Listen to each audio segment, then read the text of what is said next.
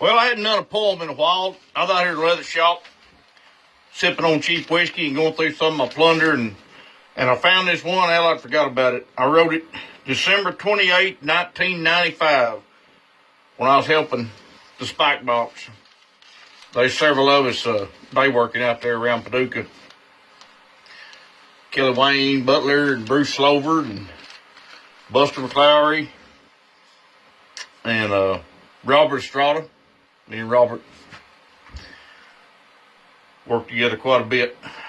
And Randy Reed was working for him full time, and Pete and Randall, I can't remember their last names. They had all good fellas. We had a hell of a time that winter. We hung it on lots of stuff. They had the old Ross Ranch lease. That damn that was a fun winter. Anyway, I wrote this poem, and I don't know if it's any good or not. Hell, I don't even care. But I'm going to go ahead and read it. It entertains me, and everybody that watches my stuff loves how I don't entertain myself.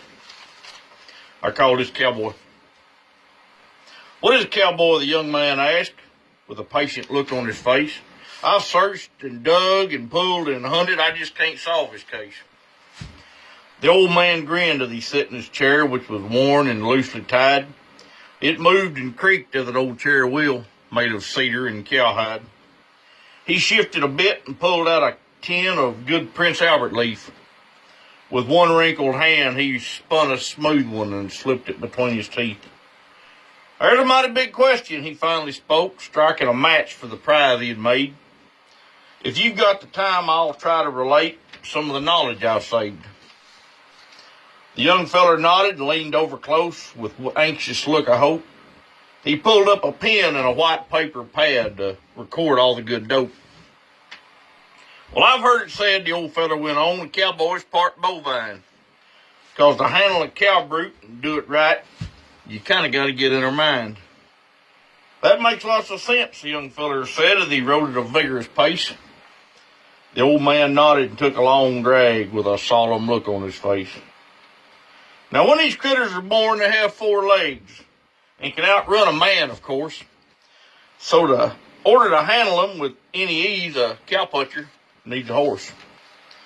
Now, riding old cow pony," he rambled on, "takes some style and grace. So I guess they could be called equestrians in some more cultured place." "Please go on," the young feller chimed. His eyes were still fresh and bright. "I've got more ink and lots of pad and a lantern if we run out of light. Well, I've talked to punchers from up north where the cold, hard winds start to blow. A feller up there must surely be tough to work all day in that deep snow. Just dreaming about that icy land gives me an awful scare. So I've come to the conclusion that them folks up there are about half polar bear."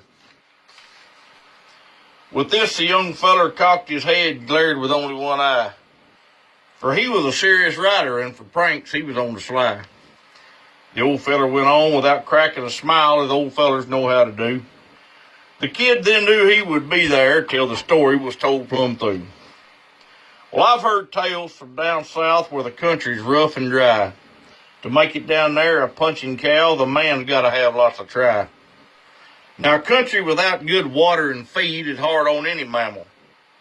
So I know for a fact them boys down there got to be part camel." The young feller grunted and shifted. His patience was wearing thin. But even if the old man knew it, he wasn't about to give in. "Down in the brush country, I've heard told, wild cattle really thrive. A puncher from there finds lots of fun of busting into their hive. Now, tearing through a cedar thicket, I've heard takes lots of pull. So I'll tell you now, I've come to believe them brush croppers are kin to a mule." With this, the young feller squirmed some more and put down his writing stick. The old feller, he just sat there looking kind of hurt and sick. "I've heard enough," the flustered kid said as he put up his paper pad. The old man coughed and grunted as he tried to look really sad. "I hope I've helped," he said with a drawl, "to answer the questions you've thought." "Oh, yeah," the young fellow replied, "you really helped a lot. I'm still not sure what a cowboy is, but my knowledge has grown a bit, for I know what a cowboy is full of. Piles and piles of cow shit."